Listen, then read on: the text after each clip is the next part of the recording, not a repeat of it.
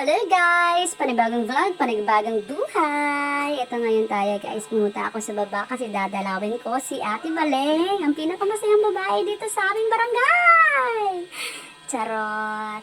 Ito na guys, habang nag-iigib siya. Nagchichismis ako muna dito sa gilid, sa dalawang chismosa. Ergoy, ito na si Baleng. Go, Baleng! Sayaw mo yan. Ayan si Baleng, kuwalang-kuwalang babae yan. Wala kayo dyan sa galawan ni Ate Baleng. Tingnan, Habang sumasaya, nagchichismis yan. Sabi niya, tingnan mo si Rosalie, oh. Sabi ko, ayaan mo yun. Sumayaw ka lang. Wala siyang pakaalam. Go. Sayaw mo yan. Sayaw mo yan, te. Sayaw mo yan, te. Sayaw mo yan, te.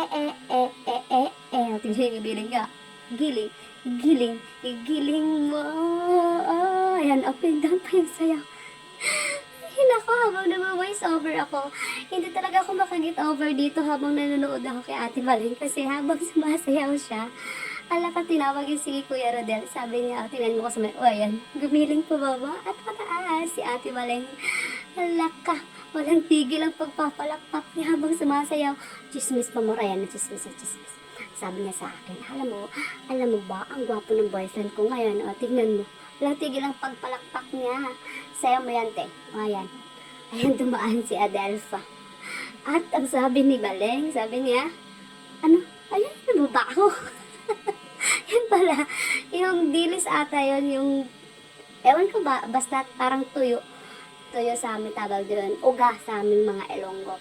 Ayun, tingnan niyo, pasayaw-sayaw na yung pasayaw-sayaw. At ito na yung sa ko na habang nagsasayaw siya ng ayan, hataw mo at ihataw mo. At ang katawan ay nawendang kasi natigil dyan ang sound. Ay, nako. Pero sumasayaw pa din si Ate Baleng.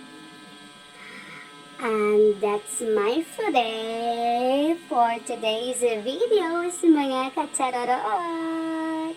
And don't forget to like, share, and subscribe.